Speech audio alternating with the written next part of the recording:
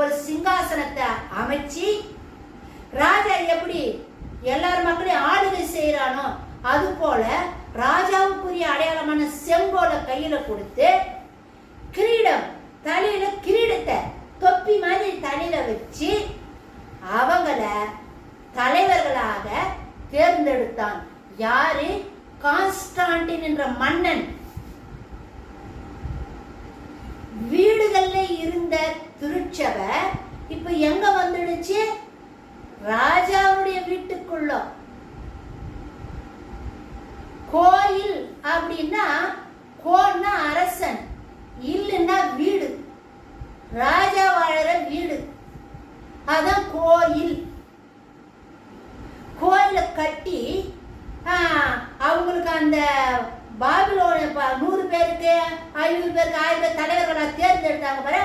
அந்த மாதிரி தேர்ந்தெடுத்தவங்களுக்கெல்லாம் நல்ல உயர்தரமான வஸ்திரங்களை கொடுத்து நல்ல பணமெல்லாம் கொடுத்து அதிகாரியா வச்சான். யாரு? இந்த கான்ஸ்டான்டின் மன்னன். இப்படி வந்தவங்க தான் யாருக்கு இவங்க தலைவரா தேர்ந்தெடுக்கிறாங்கனாக்கா கிறிஸ்துவ மக்களுக்கு தலைவரா தேர்ந்தெடுக்கிறாங்க. யார் தேர்ந்தெடுத்து? கான்ஸ்டான்டின் தான் தேர்ந்தெடுக்கிறான். சோ இந்த மாதிரி வந்த ஒரு கூட்டமைப்பு, மனிதனால உருவாக்கப்பட்ட இந்த சபை,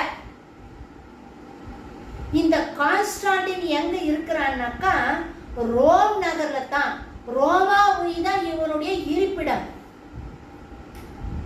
சோ அவன் இருந்த இடத்துல தான் அஸ்திவாரமா வச்சுக்கிட்டான். திருச்சபை எல்லாம் ஒன்னா வரணும் அப்படின்னு. மனிதனால உருவாக்கப்பட்ட ஒரு அமைப்பு. இந்த அமைப்புக்குத்தான் ரோமன் கத்தோலிக்க திருச்சபை அப்படின்னு பேர் சொல்றோம். ஆர்சி. ஆர்னா ரோமன், சீனா கத்தோலிக்க. ரோமன் கத்தோலிக்க திருச்சபை. இது மனிதனால உருவாக்கப்பட்ட சபை, தேவனால உருவாக்கப்பட்ட சபை கிடையாது. தேவனால உருவாக்கப்பட்ட சபை எருசலேம். பரிசுத்த ஆவியானவரை ஊற்றி அதிகாரம் கொடுத்து உலகம் முழுசு அனுப்புறாரு. ஆனா இங்க ரோமாபுரியில உருவான இந்த சபை மனிதனால உருவாக்கப்பட்ட சபை. இந்த சபையில மனிதனுடைய சட்ட திட்டங்கள் இதுல இருக்கும். இந்த சபைக்குள்ள மனிதனால உருவாக்கப்பட்ட சட்ட திட்டம் இருக்கும். அந்த சட்டத்தை பின்பற்றி தான் அவங்க